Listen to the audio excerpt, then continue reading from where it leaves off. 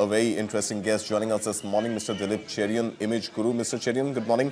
Thank you for being here with us on this very important day. I want to first understand from you, what is the impact of what we saw yesterday, the most unfortunate aviation accident that we witnessed yesterday at Ahmedabad? What does this do to brand Air India? Brand Air India in itself has, of course, seen ups and downs, being government owned, having been bought by Tata Group in 2022, the merger with Vistara last year. But safety concerns were never really part of the image of Air India. And now this is something which is cropping up after yesterday's crash. How do you see brand Air India getting impacted? Air India, Kartik, as something which has been hit rather badly. And in many senses, this is going to be difficult to recover from. Why do I say that? Because what happens is that with a crash of this magnitude, it, it moves up to the top of the searches. And this is what comes up the moment you're looking at Air India. And, you know, unfortunately, everything else that is being done, all the other actions that they may put into place, including relief to the bereaved families, is not going to be the focus. The focus, unfortunately, is the fact that Air India has been under criticism Right. for quite some time now on the level of maintenance of the aircraft.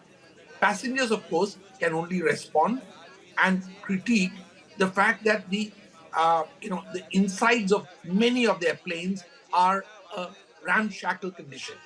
Now, one does not want to correlate between that kind of maintenance and the maintenance of engines and other things, or talk about what the causes of the crash are.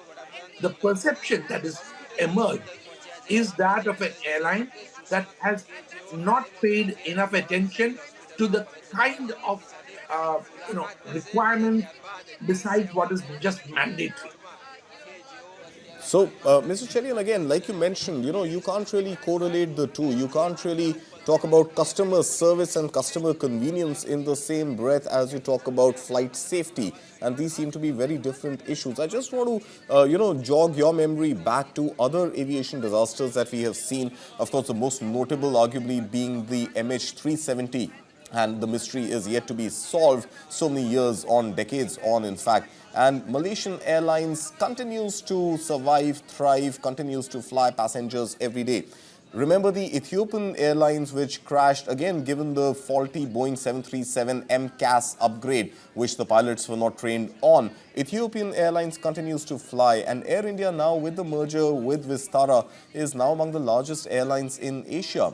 Now, is this dent, which one may assume could hit the brand, likely to be long-lasting? Or do you think public memory is short and people will continue to fly the airline and also continue to fly the Dreamliner, whether or not it is chosen to be grounded? I think the Dreamliner as an aircraft has had an exceptional and brilliant career history. And I doubt that there is too much that is going to be read into the safety factors of the Dreamliner till such time as we get the black box and further details. But as far as Air India is concerned, and the comparison with MH is actually incorrect, because the MH mystery, as you said, has given Malaysian Airlines a fig leaf of some kind of unknown and obscure reasoning, which passengers are likely to forgive and forget. But I think that Air India has to do a lot to make sure that the kind of damage that a crash of this humongous kind has done on its record, as far as public perception of its safety is concerned, its efforts to ensure that this is an airline which is on the mend. Don't forget that whenever a public sector airline goes down, there are cries for you know fixing accountability at the very top. That's I right. see that corporates who actually own this also need to recognize that responsibility does go up all the way to the top, and the fact that unless the company shows that the action it is taking post the recovery of all the data and analysis of the causation the company will also have to make sure that those responsible, if they can be accounted for, are taken to task.